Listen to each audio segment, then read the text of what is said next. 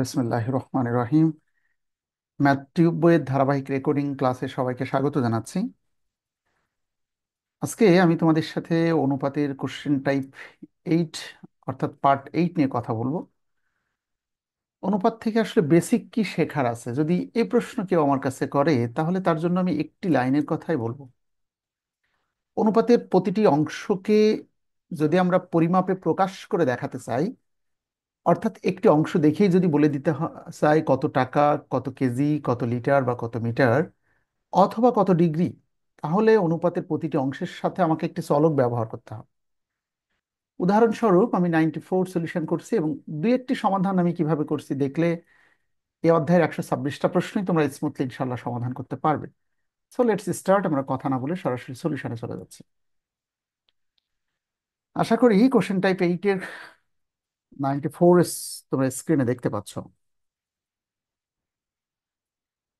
দেখো, পিতা ও পুত্রের বয়সের অনুপাত 7:3।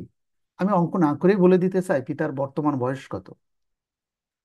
সেটি সম্ভব সম্ভব যদি আমি 7কে ধরি পিতার বর্তমান বয়স। লেখা আছে 7 অংশ। এই 7 অংশ মানে এক্স্যাক্টলি কত বছর? 7x বছর।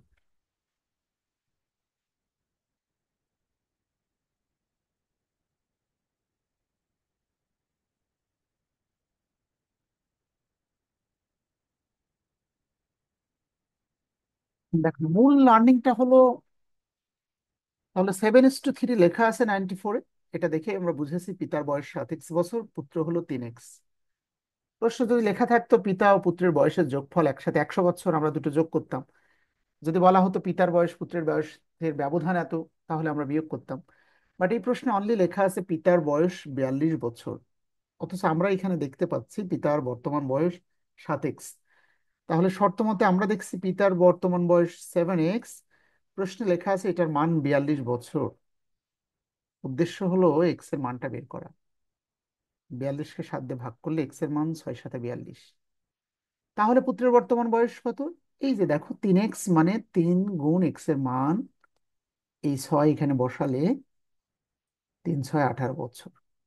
This is the correct answer. এরপরে আসো কোশ্চেন নাম্বার 95 নিয়ে কথা বলবো। করিম ও রহিমের বেতনের অনুপাত 7:5। দেখো, অঙ্ক না করে আমরা বলে দিতে পারবো করিমের বেতন কত টাকা। 7 অংশ, কিন্তু এক্স্যাক্টলি কত টাকা এটি বলতে হবে। 7x টাকা ধরেই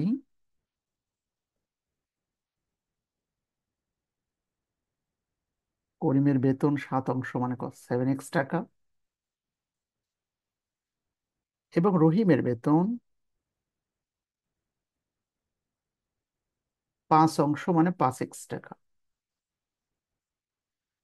শুধুমাত্র কেয়ারফুল থাকতে হবে শর্ত মতে লিখে কখন যোগ করতে হয় আর কখন বিয়োগ করতে হয় আর কখন একটা সমান সমান লিখতে হয়। এটি বেসিক্যালি নির্ভর করে প্রশ্নের উপরে। যদি দুটো যোগফল একসাথে লেখা থাকে আমরা দুটো যোগ করব, যদি ব্যবধান বা বিয়োগফল থাকে তাহলে আমাদেরকে বিয়োগ করতে হবে। লাইক করিমের বেতন রহিমের বেতন অপেক্ষা 400 টাকা বেশি, অর্থাৎ করিমের তো বেশি, এখান থেকে বোঝাই যাচ্ছে যেহেতু করিমের টাকা 7x টাকা, রহিমের 5x, করিমের তো বেশি আছেই। কিন্তু কত বেশি? প্রশ্নে লিখেছে 400 টাকা বেশি। তাহলে প্রশ্নে যদি ব্যবধান থাকে তাহলে আমরাও শর্ত মতে লিখে ব্যবধান বা বিয়োগ করব। করিম আর রহিমের বেতনের ব্যবধান 400 টাকা। উদ্দেশ্য হলো এক্স এর মানটা বের করা। 7x থেকে 5x মাইনাস করলে 2x সমান সমান 400। 400 এই দুই গুণ অপোজিটে যে ভাগ হলে এক্স এর মান হবে 200 টাকা। সো এখন করিমের কাছে মোট কত টাকা আছে? দেখো, উপরে করিমের টাকা হলো 7x, অতএব করিমের টাকা 7x, আমি মানটা জাস্ট পুটিং করে দিচ্ছি। 7x এর মান 200, 7 × 2 = 1400 টাকা। So this is the correct answer. এই যে করিমের টাকা 7x, মানটা পুটিং করেছি। এবার আসো 96। এক ব্যক্তির মাসিক আয় ও ব্যয়ের অনুপাত 5:3। বুঝতে পারছো তার মাসিক আয় কত টাকা? ধরি তার আয় মাসিক আয় হলো 5 অংশ, কিন্তু এক্স্যাক্টলি কত টাকা? 5x টাকা। তাহলে তার ব্যয় 3 অংশ, 3x টাকা। এটা আশা করি সবাই বুঝে গেছে। আয় 5x, ব্যয় 3x। ভালো করে দেখো, 5x টাকা আয় করে যদি 3x টাকা ব্যয় করা হয়, তাহলে সঞ্চয় কিন্তু 2x টাকা হয়। 5 টাকা থেকে 3 টাকা ব্যয় করলে 2 টাকা সঞ্চয়। তো প্রশ্নে লেখা আছে তার মাসিক সঞ্চয় 10,000 টাকা হলে তিনি কত টাকা ব্যয় করেন। হ্যাঁ, তো সঞ্চয়ের পরিমাণ লেখা আছে। তাহলে শর্ত মতে এই সঞ্চয় পাওয়ার জন্য আয় থেকে ব্যয় বিয়োগ না করলে কিন্তু সঞ্চয় পাওয়া যাবে না। আয় মাইনাস ব্যয় সমান সমান সঞ্চয়। এই সঞ্চয় লেখা আছে 10,000 টাকা। 10,000-কে 2 দিয়ে ভাগ করলে এক্স এর মান হলো 5,000 টাকা। উদ্দেশ্য হলো এক্স এর মানটাকে, যেটা জানতে চাওয়া হবে সেখানে পুটিং করা। তিনি মাসিক কত টাকা ব্যয় করেন? ব্যয় তো 3x টাকা, সো এক্স এর মানটা এখানে বসিয়ে দিচ্ছে। 3 গুণ এক্স এর মান পেয়েছি 5,000। তাহলে ব্যয় করেন 3×5 = 15,000 টাকা। এটি সঠিক উত্তর। আর কত টাকা আয় করেন?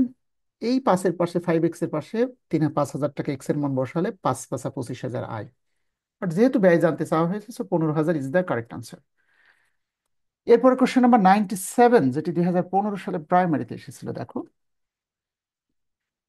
খোকন ও মিন্টুর আয়ের অনুপাত 9:4।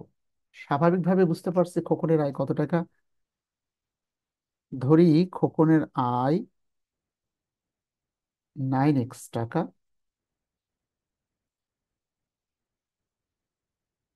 এবং মন্টুর আয় 4x টাকা। শর্ত মতে দুটো যোগ করব নাকি বিয়োগ, নাকি একটা সমান সমান লিখবো, এটি বেসিক্যালি নির্ভর করবে কোশ্চেনের স্টাইলের উপর। প্রশ্নে স্পষ্ট করে লেখা আছে খোকনের আয় 90 টাকা, অথচ আমাদের দৃষ্টিতে খোকনের আয় কিন্তু 9x টাকা। তাহলে আমরা যেটি 9x জানছি, এটির মানই লেখা আছে 90 টাকা। এক্স এর মান 90-কে 9 দিয়ে ভাগ করলে এক্স এর মান 10 টাকা। তাহলে মন্টুর আয় কত? মন্টুর আয় এই যে 4x টাকা। 4 গুণ এক্স এর মান 10, 4×10 = 40 টাকা। এটি সঠিক উত্তর। সো আশা করবো তোমরা কোনো শর্টকাট রাস্তা খুঁজবে না, কারণ এটি এমন একটি পদ্ধতিতে আমি তোমাদের অঙ্কগুলো শেখাচ্ছি যেখানে 146-26টি অঙ্কই অনুপাতে এক নিয়মে করতে পারবে। ওকে, এরপরে কোশ্চেন নাম্বার 97 দেখলাম, এবার 98। যারা খুব বেশি ম্যাথমেটিক্সে উইক, তাদের জন্য আমার পক্ষ থেকে একটি সাজেশন। আমাদের বইয়ের প্রতিটি অঙ্কের সলিউশনের আগে একবার রেকর্ডিং ক্লাসটা দেখে নেবে, আমি কিভাবে সকল অঙ্ক সমাধান করে দিলাম। Then you will go for calculate. তুমি ক্যালকুলেট করতে যাবে এবং হোপফুলি পারবে, আশা করি আমি। 694, ক, খ ও গ এর বেতনের অনুপাত 7:5:3। তো বুঝতেই পারছি ক এর বেতন, ধরি ক এর বেতন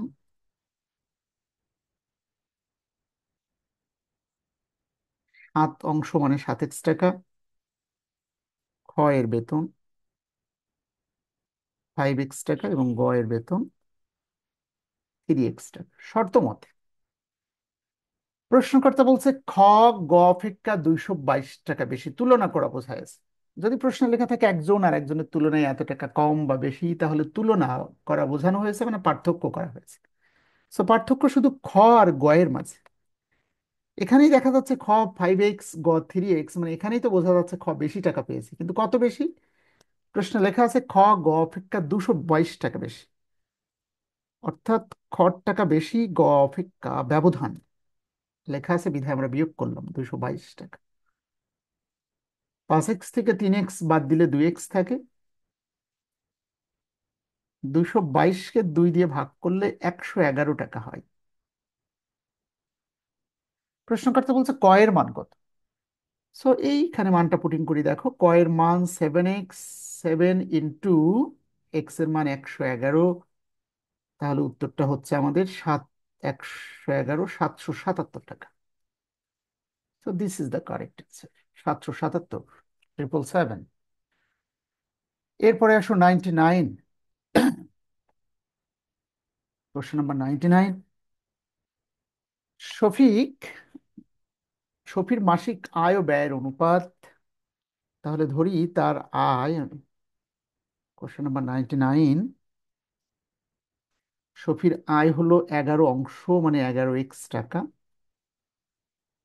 এবং তার ব্যয় 10 অংশ মানে 10x টাকা।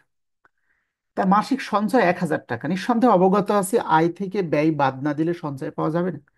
সো শর্ত মতো 11x টাকা আয় করে 10x টাকা ব্যয়, আয় থেকে ব্যয় বাদ দিয়ে সঞ্চয় হয়েছে 1,000 টাকা। 11x থেকে 10x বাদ দিলে 1x হয়। সো 1 লিখলেও হবে, শুধু এক্স মানেই কিন্তু একটা এক্স লেখা হয়েছে, এটি 1,000। তার মাসিক আয় কত টাকা? এক্স এর মান 1,000, এখানে পুটিং করে দাও। সো 11 এক্স এর মান 1,000, 11,000 ইজ দ্য কারেক্ট আনসার। সঠিক উত্তর 11,000 টাকা। এরপর আসো কোশ্চেন নাম্বার 100, 100 নম্বর কোশ্চেন। লেখা আছে শামীমের আয় ও ব্যয়ের অনুপাত। ধরি শামীমের আয়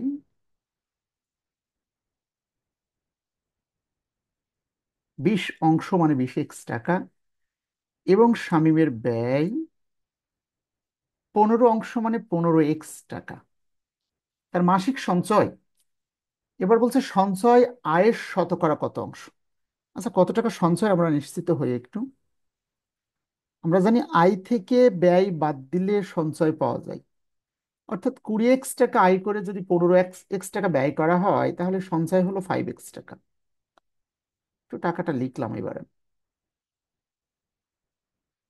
এবার ঐকিক নিয়মে বলছে শতকরা কত ভাগ শতকরায় প্রকাশ করে দেখাও। খেয়াল করি, বলছে তার এই যে সঞ্চয় আয়ের শতকরা কত, অর্থাৎ লেখাটা এভাবে লিখতে হবে, 20x টাকা আয় করে যদি 5x টাকা সঞ্চয় হয়, 1 টাকায় কত আর 100 টাকায় কত শতকরায় প্রকাশ করে দেখাতে বলা হয়েছে।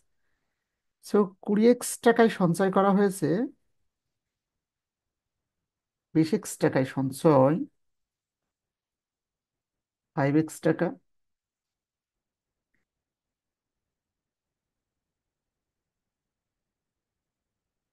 শতকরায় প্রকাশ করো মানে 100 টাকায় সঞ্চয় 5x গুণ 100 / 20x।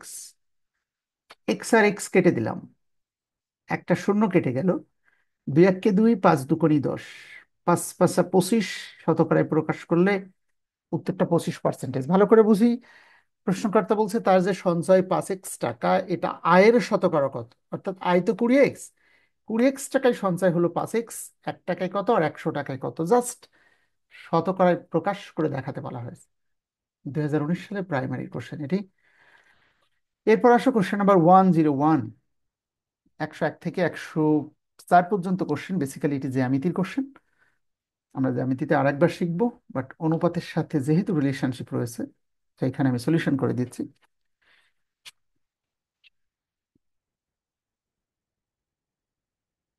Question number 101, 101 number. একটি ত্রিভুজের বাহুগুলোর অনুপাত 1:2, √2:3 হলে বৃহত্তম কোণটির মান কত? আমরা শুধু এতটুকু জানি, একটি ত্রিভুজ আঁকা বাঁকা ছোট বড় যেমনই হোক না কেন, মনে রাখতে হবে একটি ত্রিভুজের 3 কোণের যোগফল সবসময় 180 ডিগ্রি হয়। একটা কোণ, দুইটা কোণ, তিনটা কোণ, আমরা ভিতরের 3টে কোণের মান জানি 180 ডিগ্রি। কিন্তু 45তম বিসিএস এর এই 101 নাম্বার কোশ্চেন একটু ক্রিটিক্যাল এই সেন্সে, এখানে কোণগুলোর অনুপাত না দিয়ে প্রশ্নকর্তা বাহুগুলোর অনুপাত দিয়েছে। বাহু, একটা 1 অংশ বলা হয়েছে, একটা 2 √2 আর একটা 3 অংশ, এবং বৃহত্তম কোণটার মান কত এটি জানতে চাওয়া হয়েছে। এই প্রশ্ন একটা সেন্স আমাদের কাজ করেছে। সাধারণত অনুপাত কোণগুলোর মান দেওয়া থাকে, যেমন দেখো 102, 3, 4, 5 সকল প্রশ্নে কোণগুলোর অনুপাত দেওয়া আছে, শুধুমাত্র বিসিএস এ বাহুগুলোর অনুপাত দেওয়া ছিল। আমরা জানি ত্রিভুজের বাহু দেখে আমরা বলে দিতে পারি একটি ত্রিভুজ দেখতে কি সমবাহু নাকি সমদ্বিবাহু নাকি বিষমবাহু নাকি সমকোণী ত্রিভুজ। যদি সমকোণী ত্রিভুজ হয়, তাহলে জ্যামিতির ক্লাসে আরেকবার বেসিকটা দেখে আসবে। একটি সমকোণী ত্রিভুজ হলো সেই ত্রিভুজ যে ত্রিভুজে একটি কোণের মান অবশ্যই 90 ডিগ্রি। আমি একটু দেখাচ্ছি, দেখো, এটি দেখেই বোঝা যাচ্ছে একটি সমকোণী ত্রিভুজ। যে কোনো সরলরেখার এক পাশ থেকে লম্ব আকারে সমকোণ হয়, এবং সমকোণী ত্রিভুজের আমরা জানি সব থেকে বড় কোণটা যেটা, সেখানে 90 ডিগ্রি আছে, আর এই দুইটা কোণ মিলে হয় 90 ডিগ্রি। প্রশ্নকর্তা বলছে অতিভুজ থ্রি বড় অংশ, একটা ছোট অংশ এক, একটা টু স্কোয়ার রুট টু। প্রমাণ করে দেখতে চাই এটা আদৌ সমকোণী ত্রিভুজ কিনা। প্রমাণ করার উপায়, আমরা জানি সমকোণী ত্রিভুজের পিথাগোরাসের সূত্র অনুযায়ী আমরা জানি যদি এটি সমকোণী ত্রিভুজ হয়ে থাকে, তাহলে পিথাগোরাস বলছে অতিভুজটা এতটাই বড় হবে তাকে স্কোয়ার করলে এক পাশে যতটা মান হবে, অতিভুজ স্কোয়ার সমান সমান তোমরা ছোটবেলা থেকে পড়েছো লম্ব স্কোয়ার প্লাস ভূমি স্কোয়ার। তার মানে অতিভুজ এখানে লেখা আছে থ্রি স্কোয়ার, লম্ব লেখা আছে ওয়ান সূত্রের স্কোয়ার, ভূমি টু রুট টু সূত্রের স্কোয়ার। আমরা একটু দেখতে চাই এ পাশে নাইন ও পাশে নাইন যদি মিলে যায়, তাহলে আমরা নিশ্চিত হতে পারবো এটি একটি সমকোণী ত্রিভুজ। আর যদি সমকোণী ত্রিভুজ নিশ্চিত হওয়া যায়, তাহলে অঙ্কটা কিন্তু বলেই দিতে পারবো সব থেকে বড়টার মান হলো 90 ডিগ্রি। তিন তিরিকে নাইন, এককে স্কোয়ার করলে এক, two root two whole square, এটাকে আমি এখানে যারা খুব উইক স্টুডেন্ট একটু ভেঙে ভেঙে দেখাচ্ছি। দুইকেও স্কোয়ার করতে হবে, স্কোয়ার রুট টু কেও স্কোয়ার করবো, যখন দুইকে স্কোয়ার করবো সে হবে দুই দুগুণে চার গুণ, এই স্কোয়ারের সাথে স্কোয়ার কেটে যে অনলি দুই থাকে, এখানে চার দুগুণে আট হয়, নাইন সমান সমান নাইন। তোমরা হয়তো বা অনেকেই প্রশ্ন করবে এটা আপনি এতটা নিশ্চিত হলেন কিভাবে যে এটি সমকোণী ত্রিভুজ। দেখো বাহু দেখে আমরা ত্রিভুজ, বাহুভেদে ত্রিভুজাকৃতির জমি সাধারণত তিন ধরনের। সমবাহু, যে ত্রিভুজের তিনটে বাহুই সমান, এটা হয়নি। সমদ্বিবাহু, যে ত্রিভুজের দুটো বাহু সমান হওয়ার কথা, সেটিও হয়নি। বিষমবাহু, কথা সত্য যে তিনটে বাহুই অসমান, বিষমবাহু। কিন্তু বিষমবাহুর ক্ষেত্রে আরেকটা, বিষমবাহু ত্রিভুজ আবার সমকোণী হতে পারে যদি পিথাগোরাসের এই সূত্রকে অ্যাডজাস্ট করতে পারে। সূত্রটা কি? পিথাগোরাস বলা হয়েছে অতিভুজটা এতটাই বড় তাকে স্কোয়ার করলে এক পাশে যে মানটা হবে, লম্ব আর ভূমিকে স্কোয়ার করলে অপোজিট পাশে সেম মান হবে। যেহেতু প্রমাণ করতে পারলাম এটি একটি সমকোণী ত্রিভুজ, সুতরাং এই অঙ্কটা করার জন্য জ্যামিতির ক্লাসে বেসিক গুলো বারবার দেখো। সমকোণী ত্রিভুজ হলো সেই ত্রিভুজ যে ত্রিভুজের একটি কোণের মান অবশ্যই 90 ডিগ্রি, আর বাকি দুইটা কোণ মিলে 90 ডিগ্রি। নিঃসন্দেহে আমরা অবগত আছি, হতে পারে এটা 50 40 45 45, যাই হোক না কেন, কিন্তু সব থেকে বড়টা যে 90 এ বিষয়ে কোনো সন্দেহ নেই। সো প্রমাণ হলো যে এই 101 নম্বর কোশ্চেনের উত্তর হলো সব থেকে বৃহত্তম কোণটির মান হলো 90 ডিগ্রি। তাহলে এই প্রশ্নের সলিউশন স্মুথলি বোঝার জন্য পরামর্শ থাকছে এই কোশ্চেনটা আবারও জ্যামিতিক ক্লাস ইনশাল্লাহ ভেঙে বিশ্লেষণ করে দেওয়া হবে। So now let's come to the point please. 102 নম্বর,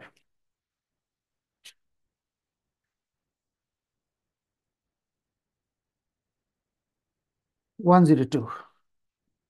একটি ত্রিভুজের তিনটি কোণের অনুপাত লেখা আছে, এখন আর কিন্তু সমস্যা নেই। 6:8:10 হলো এর বৃহত্তম কোণের মান কত।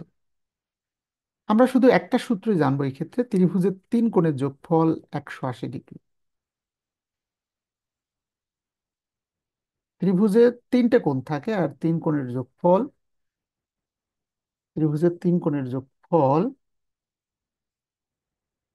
180 ডিগ্রি। ত্রিভুজ দেখতে যেমনই হোক না কেন। 102 নম্বর ধরি প্রথম কোণ, প্রথম কোণের মানটা লেখায় আছে 6 অংশ মানে 6x ডিগ্রি, দ্বিতীয় কোণের মান 8x ডিগ্রি, তৃতীয় কোণের মান 10x ডিগ্রি। স্বাভাবিকভাবেই তোমরা বুঝতে পারছো সব থেকে বড় হলো 10x ডিগ্রি, তারপর 8x, তারপরটা 6x। সূত্র বলছে একটি ত্রিভুজ যেমনই হোক না কেন এই তিনজনের জন্য বরাদ্দ আছে 180 ডিগ্রি। তো শর্ত মতে তিনটে যোগ করলে এদের জন্য মান বরাদ্দ আছে 180 ডিগ্রি। 10 আর 8, 18 আর 6, 24x সমান সমান 180 ডিগ্রি। 24 দিয়ে এটাকে ভাগ করতে হবে। স্বাভাবিকভাবেই এটি ভাগ করলে কত উত্তর হবে এটি আমাদের কাছে জানতে চাওয়া হয়েছে। সো আমাদের যে উত্তরটা আছে সেটি হলো প্রথম কোণগুলোর, দুঃখিত 102 নম্বর, সব থেকে বড় কোণের মান কত এটি আমাদের কাছে জানতে চাওয়া হয়েছে। অর্থাৎ 7.5 হবে সম্ভবত, এটি ভাগ করলে অনুমান করছি আমি। 24 1 × 24 দেখো 7.5 হবে, একটু ফ্র্যাকশন আসবে। 7.5, তোমরা একটু ভাগ করে নিবে। 7.5 ডিগ্রি হবে এক্স এর মান। তাহলে প্রশ্নকর্তা বলছে সব থেকে বড় কোণের মান কত? বড় কোণ তো 10 x ডিগ্রি।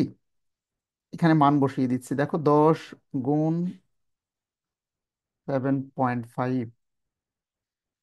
দশমিকের গুণ দশমিক নেই মনে করে করতে হবে, 75 টাকা ভেবে, আর 10 টাকা গুণ করলে 750 হয়। একটার আগে দশমিক বসিয়ে নিচ্ছে এখানে, তো কারেক্ট উত্তর হলো 75 ডিগ্রি। আশা করি বোঝাতে পেরেছি। বিষয়টা এমন যে তিন কোণের যোগফল 180 ডিগ্রি। এটাকে এটাতে ভাগ করে নিবে একটু কষ্ট করে। এরপর আসো কোশ্চেন নাম্বার 103, 103 নাম্বার। 103 নাম্বার কোশ্চেনটা সলিউশন করার জন্য আমরা সেম সূত্র অ্যাপ্লাই করব। সূত্রটা কি? একটি ত্রিভুজের কোণগুলোর অনুপাত 2:3:4 হলে কোণগুলোর মান কত? শিক্ষক নিবন্ধন। আমরা অবগত আছি একটি ত্রিভুজের তিন কোণের যোগফল সমান সমান আমরা জানি 180 ডিগ্রি। ত্রিভুজ ছোট, বড়, আঁকা বাঁকা যেমনই হোক না কেন, সো কোণগুলোর অনুপাত বলা হয়েছে সব থেকে ছোট যেটা, সেটা দুই অংশ। কিন্তু এক্স্যাক্টলি কত ডিগ্রি অঙ্ক না করে আমরা বলে দিতে পারবো। ধরি প্রথম কোণের মান দুই অংশ মানে 2x ডিগ্রি, দ্বিতীয় কোণের মান তিন অংশ 3x ডিগ্রি, এবং ফাইনালি 4x ডিগ্রি। শর্ত মতে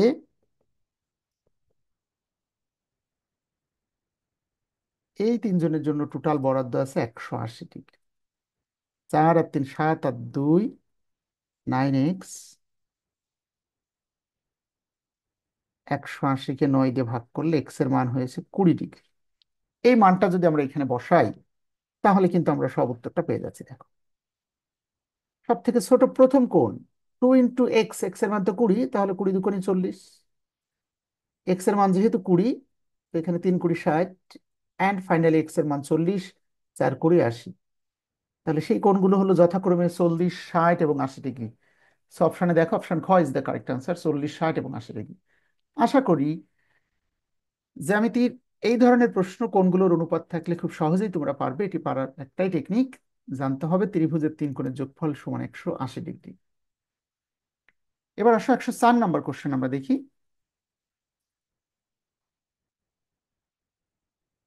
104, দুটি বৃত্তের ব্যাসার্ধের অনুপাত লেখা আছে, তার ক্ষেত্রফলের অনুপাত জানতে চাওয়া হয়েছে। আমার পক্ষ থেকে সাজেশন, 104 বেসিক্যালি সত্যি জ্যামিতির কোশ্চেন। জ্যামিতির ক্লাসে সার্কেল থেকে ক্লাসটা দেখে নিও, খুব সহজেই সেখানে বুঝতে পারবে। আপাতত আমি শর্টকাটটা দেখিয়ে দিচ্ছি। ঠিক আছে, 104 হলো দুটি বৃত্তের ব্যাসার্ধের অনুপাত। এখন প্রশ্ন হলো, তোমরা তো অনেকে ব্যাসার্ধ জানো না, একটু জাস্ট সংক্ষেপে দেখাচ্ছে। দেখো, বৃত্তাকার বৃত্তের কেন্দ্র হতে পরিধি পর্যন্ত এই অর্ধেককে ব্যাসার্ধ বলা হয়। তো একটা বৃত্তাকার জমির ব্যাসার্ধ 3, আর একটি ছোট্ট বৃত্তাকার জমি আছে, তার ব্যাসার্ধ হলো 2। লেখা আছে দুটি বৃত্তাকার জমির ব্যাসার্ধের অনুপাত 3:2 হলে, একটা 3 একটা 2 হলে তাদের ক্ষেত্রফলের অনুপাত কত?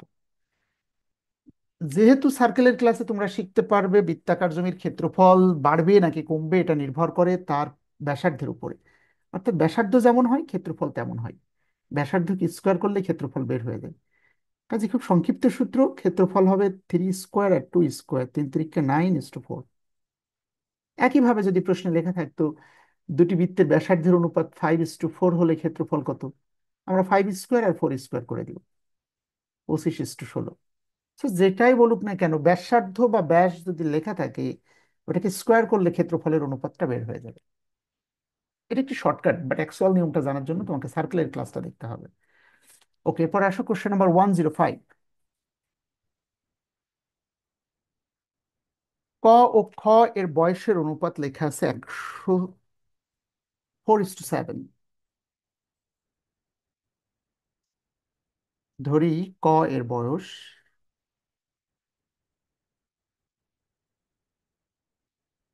4 অংশ মানে 4x বছর, অ্যান্ড ফাইনালি খ এর বয়স 7x বছর। প্রশ্ন লেখায় আছে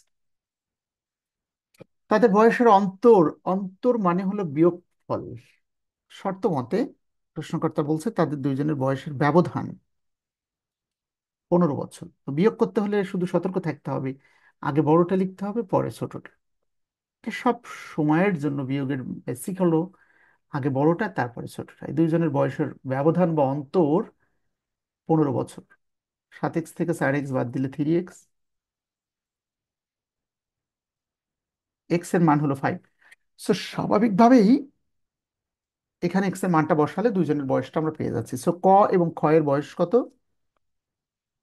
ক হলো 4x, এক্স এর মান পেয়েছি 5, সো 4 × 5 মানে 4 × 5 = 20 বছর।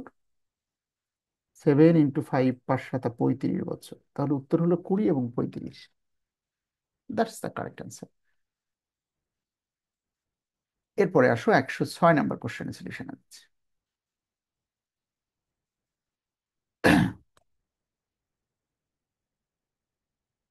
106, এক ভাই ও বোন, এক ভাই আর এক বোন তাদের সংগৃহীত 5,000 ডাক টিকিট নিজেদের মধ্যে ভাগ করে নিচ্ছে, দেখো 5:3 অনুপাতে। স্বাভাবিকভাবে ভাইয়ের নামটা আগে আছে, বিধায় ভাই পাবে 5 অংশ। তাহলে ধরি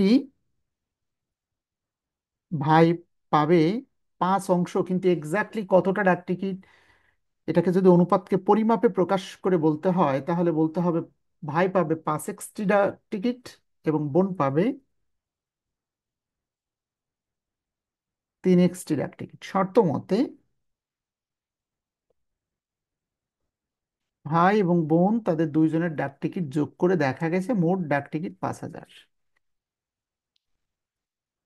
8x সমান সমান 5,000। 5,000-কে 8 দিয়ে ভাগ করলে 6×8 = 48, হাতে থেকে 2 20, 8×2 = 16, হাতে থেকে 4, 5×8 = 40, এক্স এর মান হয়েছে 625। এখন ভাই তার অংশের ডাক টিকিট আবার কি করেছে, নিজের জন্য দুই বন্ধুকে ভাগ করে নিয়েছে, তিনজন মিলে। ভাইয়ের অংশ, এখন প্রশ্ন হলো ভাইয়ের অংশ কত? এক্স এর মান যদি 625 হয় তাহলে ভাইয়ের অংশটা এখানে বের করে নিচ্ছি। এই যে 5x, দেখো 5 × x এর মান 625, এই দুইটা গুণ করলে আমরা পাচ্ছি এখানে 5×5 = 25, হাতে 2, 5×2 = 10, হাত দিয়ে 12, 2 হাতে 1, 5×30 আর 1 = 31, 3,125টি ডাক টিকিট হলো ভাই পেয়েছে। এই ডাক টিকিট ভাই কি করেছে, সে তার নিজের জন্য এবং তার দুই বন্ধু মিলে ভাগ করে নিয়েছে। আবার আবার কি করেছে, এই 3,125টি ডাক টিকিট নিজে নিয়েছে, নিজে পাবে, লেখা আছে 3:1:1 অনুপাতে বন্ধুদের মধ্যে ভাগ করে দিয়েছে। নিজে নিয়েছে 3 অংশ, মানে 3x ডাক টিকিট। দুইজন বন্ধুকে দিয়েছে, প্রথম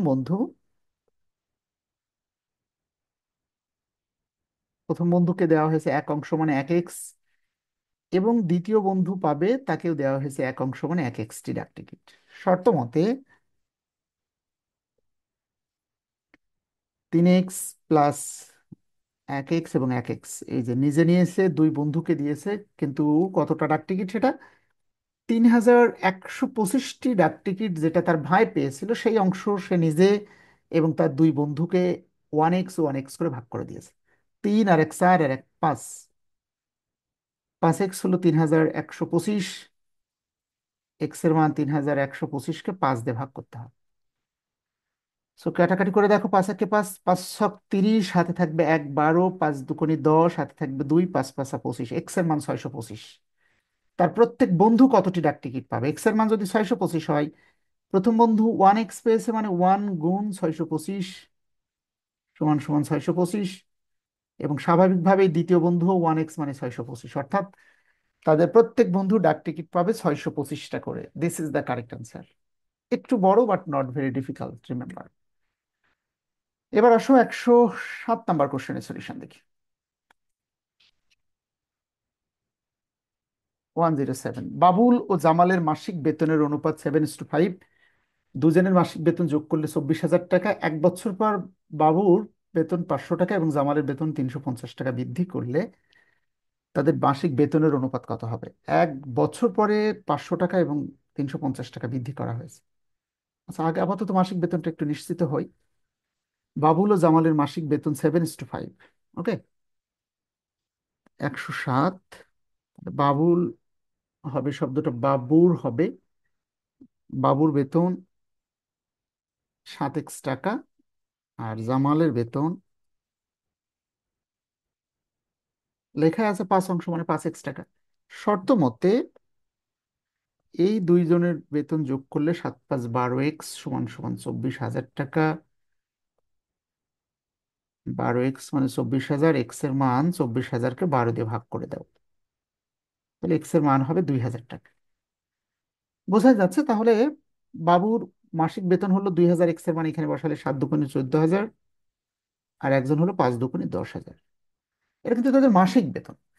1 বছর পরে বাবুর বেতন 500 টাকা এবং জামালের বেতন 350 টাকা বৃদ্ধি পেল, কিন্তু তাদের মাসিক বেতনের অনুপাত জানতে চাচ্ছে। দেখো, এক মাসে যদি 1,400 টাকা বেতন পায়, 14,000, বছর শেষে তার বেতন বৃদ্ধি পেয়েছে কিন্তু 500 টাকা, মানে এখন থেকে নতুন বছরে তার বেতন হবে 14,300 500 টাকা, আর জামালের বেতন 350 বৃদ্ধি পেয়ে হবে 10,350। তাহলে তাদের বেতনের অনুপাত হবে, দেখো, বাবুর 14,000 আর নতুন করে 500 টাকা বেতন বৃদ্ধি পেয়ে হয়েছে 14,500 টাকা বাবু, আর জামালের আছে 10,000 টাকা বেতন, 350 টাকা বৃদ্ধি পেয়ে 10,350। বলছে এটাকে অনুপাতে প্রকাশ করে দেখা। একটা করে শূন্য কেটে দিলাম, এটাকেও 5 দিয়ে ভাগ করা যাবে, এটাকেও 5 দিয়ে ভাগ করা যাবে, করেই ভাগ করে দেখি। আর তোমরা অনুপাতের নিয়ম হলো অনুপাতের উভয় পক্ষকে সমান সংখ্যা দিয়ে ভাগ করে যত ছোট করা যায়। তো 5 দিয়ে ভাগ করলে 5 × 2 = 10, 5 × 9 = 45, 290। এখানেও 5 × 2 = 10, 5 × 7 = 35, 207। হ্যাঁ, 290:207। সো মনে হয় এটি উভয় পক্ষকে আর ভাগ করা যায় না, বিকজ এটি 3 দিয়ে যায়, এটি 9 2 11, এটি 3 দিয়ে যাচ্ছে না। সো কারেক্ট উত্তর হলো 290:207। আশা করি বোঝাতে পেরেছি। হ্যাঁ, আচ্ছা, এবার আরো দুটি প্রশ্ন আছে বাকি আছে, 108 এবং 109-এর দিকে একটু খেয়াল করো। 108-এ বলা হয়েছে যে একটি ঝুড়িতে রাখা আম, কমলা ও লিচুর অনুপাত হলো 7:3:2। আম, কমলা আর লিচুর অনুপাত খেয়াল করো। আম: কমলা: লিচু, অনুপাত আছে 7:3:2।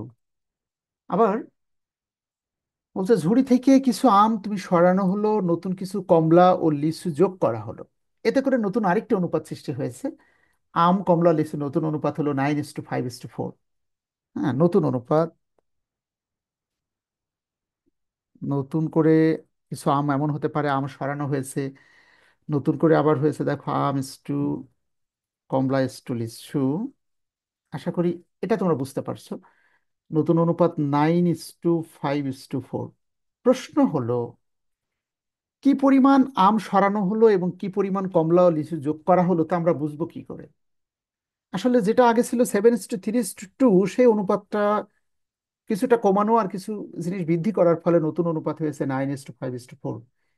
কিন্তু কি পরিমাণ বাড়ানো হলো আর কি পরিমাণ কমানো হলো, এটি বোঝা যাবে তখনই যদি উপরের অনুপাদ্বয়ের যোগফলকে নিচে গুণ করে দিই এবং নিচের অনুপাদ্বয়ের যোগফলকে উপরে লিখে গুণ করে দিই। উদাহরণস্বরূপ, 7 আর 3 10 আর 2 12, এই 12 আমরা নিচে গুণ করে দিব, এবং 9 আর 5 14 আর 4 18 আমরা উপরে গুণ করে দিব সবগুলোর সাথে। তাহলে বুঝতে পারবো আগে কত ছিল আর নতুন কত হলো, অর্থাৎ কি পরিমাণে বাড়ানো বা কমানো হলো। স্বাভাবিকভাবেই এটাকে যদি 18 দিয়ে গুণ করতে চাই, তাহলে ডিজিটটা একটু বড় হয়ে যাচ্ছে, তো ওয়াইজ হবে এটি 18 দিয়ে গুণ, এটি 12 দিয়ে গুণ। আমরা 18:12 এটা একটু ছোট করে নিই। এটাকে 6 দিয়ে ভাগ করলে 3 6 18, এটাকে 6 দিয়ে ভাগ করলে 3 6 2 × 12। আমি আবার বলছি, কি পরিমাণ অনুপাত হ্রাস বা বৃদ্ধি করা হয়েছে এটি বোঝার সব থেকে বেস্ট টেকনিক হলো উপরের অনুপাদ্বয়ের যোগফলকে নিচে লিখে গুণ করে দিলাম, নিচের অনুপাদ্বয়ের যোগফল 18 উপরে লিখে গুণ করলাম। কিন্তু 18 দিয়ে গুণ করলে একটু কষ্ট হবে, বিধায় 18 আর 12 একটু এক নজর তাকিয়ে দেখলাম, এটাকেও 6 দিয়ে ভাগ করা যায়, এটাকেও 6 দিয়ে ভাগ করা যায়। সো ভাগ করে আমি 3:2 একটু ছোট করে নিলাম, জাস্ট এই 3 এবং এটা 2। তাহলে এখন আমি গুণ করে করে লিখছি, দেখো আগে কত ছিল এবং নতুন বর্তমানে কত। আগে উপরের লাইন গুণ করে লিখছি, 3 7 21টি ধরে নিলাম আগে ছিল, 3 3 9টি ছিল কমলা, এবং 3 2 6টি ছিল লিচু। আর নতুন হয়েছে, দেখো, 9 2 18টা হয়েছে আম, 5 2 10টি হয়েছে কমলা, এবং 4 2 8টি হয়েছে লিচু। এখন যদি প্রশ্ন করা হয় প্রশ্ন করতে জানতে চাইছে লাস্টে যে লিচু নতুন করে কমপক্ষে কতটা লিচু যোগ করা হয়েছে। আগে ছিল 6, এখন হয়েছে 8টি, তাহলে বোঝা গেল 2টা লিচু যোগ করা হয়েছে। যদি বলতো কতটি কমলা যুক্ত করা হয়েছে, আগে ছিল 9, এখন হয়েছে 10, একটি কমলা যোগ করা হয়েছে। এবং কতটি আম সরিয়ে নেওয়া হয়েছে, আগে ছিল 21টি আম, এখন হয়েছে 18, 3টি আম সরানো হয়েছে। তাহলে বোঝা গেল অনুপাতের পরিবর্তনটা বোঝার জন্য আগে একটা রেশিও ছিল, নতুন একটি রেশিও, কি পরিমাণ হ্রাস বৃদ্ধি করা হয়েছে এটি বোঝার বেস্ট টেকনিকটা হলো উপরের অনুপাদ্যের যোগফলকে নিচে লিখে গুণ করতে হবে, এবং নিচের অনুপাদ্যের যোগফলকে উপরে লিখে গুণ করতে হবে। কিন্তু 18:12 একটু বড় হওয়াতে আমি একটু ছোট ডিজিট দিয়ে গুণ করে দিয়েছি। আশা করি তোমরা এটা বুঝতে পারছো। এবার আসো 108-এর পরে আছে 109 নাম্বার।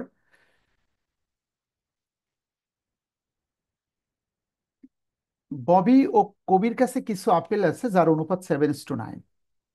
অর্থাৎ ববির আছে, ধরি ববির আছে 7 অংশ মানে 7x আপেল, এবং কবির আছে 9 অংশ মানে 9x আপেল। এটা বিদ্যমান রেশিও দেখে আমরা বুঝতে পারছি যে ববির আছে 7x আপেল, কবির আছে 9 অংশ মানে এক্স্যাক্টলি 9x আপেল। যদি প্রশ্নকর্তা বলছে যদি কবি ববিকে 21টি আপেল দিয়ে দেয়, তাহলে ববি ও কবির কাছে থাকা আপেলের অনুপাত হবে 7:6 শর্ত মতে। আমরা জানি অনুপাত এক ধরনের ভগ্নাংশ। ঠিক এখানে যেভাবে লেখা আছে উপরে 7x, নিচে 9x, এই সিরিয়াল মেনটেন করে আমি লিখলাম ববি বাই কবি। একটু খেয়াল করি, যদি বলা হয়েছে যদি, খেয়াল করো, কবি ববিকে 21টা আপেল দিয়ে দেয়, কবি কিন্তু নিচে আছে, সে 21টা আপেল ববিকে দিয়ে দিচ্ছে, তাহলে ববি 21টা আপেল পেলো, যোগ হলো তার সাথে 21, আর কবি দিয়ে দিচ্ছে বিধায় 21টা তার থেকে বিয়োগ হলো। ভালো করে দেখো প্রশ্নে লেখা আছে যদি কবি ববিকে 21টা আপেল দিয়ে দেয়, তাহলে উপরে যেহেতু ববির অংশ আছে, ববি 21টি পেলো, আর কবি দিয়ে দিলে কবির কমে গেল 21টি, তাহলে তাদের অ্যাপেলের অনুপাত হবে 7:6, মানে 7/6। জাস্ট আমরা আড়াআড়ি গুণ করব, একটু গুণ করে দেখি। 7 আর 9 গুণ করলে 7 নং 63x, এই 7 দিয়ে দুটোকেই গুণ করব। 7 নং 63x মাইনাস 7 × 1 = 7, 7 × 2 = 147 সমান সমান 6 × 7 = 42x প্লাস 6 × 1 = 6, 6 × 2 = 12, 2 হাতে 126। আশা করি বোঝাতে পেরেছি, এইভাবে আড়াআড়ি গুণ করেছে, এই যে 6 × 21 = 126। ম্যাথমেটিক্সের একটি ভাষা হলো চলকগুলো একপাশে থাকবে, সংখ্যাটা একপাশে চলে যাবে।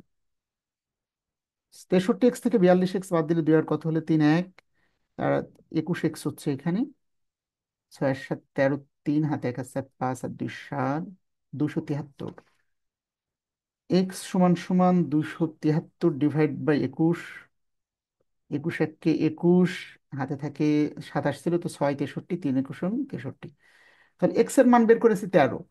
এবং এই মান দিয়ে আমরা নিশ্চিত হলাম ববির কাছে আপেল আছে 7x মানে 7 13 91টি, এবং এখানে এক্স এর মান 13 বসালে 9 13 হয় 3 নং, আমি একটু মানটা বসিয়ে নিচ্ছি, 3 নং 27 7 হাতে 2, 13 মান বসালাম এক্স এর মান, 9 × 9 আর 2 11, 117টি। কি জানতে চেয়েছে দেখি। জানতে চেয়েছে কবির কাছে ববি অপেক্ষা কতটি আপেল বেশি আছে। অনেকে হয়তো ভাবছো পরে তো আরেকটি সিচুয়েশন আছে। প্রশ্ন লেখা আছে আবার যদি ববি কবিকে 11টি আপেল দিয়ে দেয়, তাহলে ববি ও কবির কাছে আপেলের অনুপাত হবে 5:8। দেখো, দুটো অঙ্ক বেসিক্যালি। আগের সিচুয়েশন দেখে আমরা নিশ্চিত হতে পারবো ববি এবং কবির কাছে কি পরিমাণ আপেল আছে, এবং এই এই সিচুয়েশনে যে উত্তর হবে, পরের অংশটা দ্বিতীয় অংশ আরেকটি অঙ্ক, এটা করলেও সেম উত্তর হবে আমাদের। আই রিপিট, এক্স এর মান 13, কিন্তু এটা উত্তর না। আমার কাছে প্রশ্নকর্তা বলছে এই এক্স এর মান 13 এখানে বসালে ববির আপেল হয়েছে 7 × 91, কবির হলো 9x মানে 9 × 13, 117টি আপেল। জানতে চাওয়া হয়েছে এই দুইজনের আপেলের ব্যবধান কতটি। অর্থাৎ কবির কাছে আপেল বেশি আছে, ব্যবধানটা একটু দেখি। ব্যবধান, একজনের আছে 117টি আপেল, আর একজনের আছে 91টি আপেল।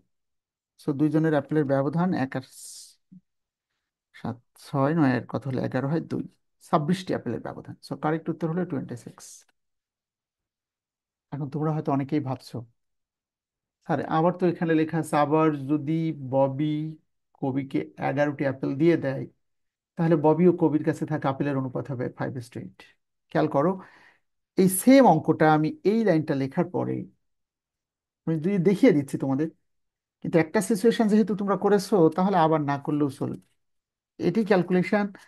বাট কোনো স্টুডেন্ট যদি প্রথম অংশ না করে ধরে নেয় ববির আছে 7x আপেল, কবির আছে 9x, প্রথম লাইন লিখি, এবার ববি কবিকে 11টি অ্যাপেল দিচ্ছে, 7x/9x। ববি যদি কবিকে 11টা আপেল দিয়ে দেয়, তাহলে ববির 11টা কমে যায় কিন্তু কবির 11টা বৃদ্ধি পায়। তখন ববি ও কবির কাছে থাকা আপেলের অনুপাত হবে 5:8, মানে 5/8। এখানেও যদি আমরা ক্যালকুলেশন করি, এক্স এর মানটা 13ই হবে ইনশাল্লাহ। এবং এই 13 এখানে মান পুটিং করলে ঠিক আগের মতোই উত্তর হবে, কোনো সন্দেহ ছাড়া। ওকে। সেই কারণেই আমি যে কোনো একটা সিচুয়েশন করে দিলাম, মানে আরেকটি করার কোনো দরকার নেই। ওকে, তাহলে এই ছিল কোশ্চেন টাইপ 4-এর পূর্ণাঙ্গ সলিউশন। সম্ভবত 108 এবং 109 কম্পেয়ারেবল, একটু ক্রিটিক্যাল, বাট আশা করি বোঝাতে পেরেছি তোমাদেরকে। তাহলে অনুপাতের 126টি প্রশ্নই তোমরা যেটি করবে, আমাদের বইয়ের আহ, প্রথম দিকে শুধু অঙ্কগুলো রাখা আছে, যেখানে শুধু সলিউশনটা লেখা আছে এভাবে। আগে নিজের একবার রেকর্ডিং দেখে নিবে, তারপর নিজের সলিউশন করার চেষ্টা করবে। যখন পারবে না, বইয়ের সমাধান দেখবে, সমাধান বুঝতে না পারলে তখন আবার রেকর্ডিংটা রিপিট করে নিতে পারবে। So this is the way how you will have to practise. So আজকে এ পর্যন্ত।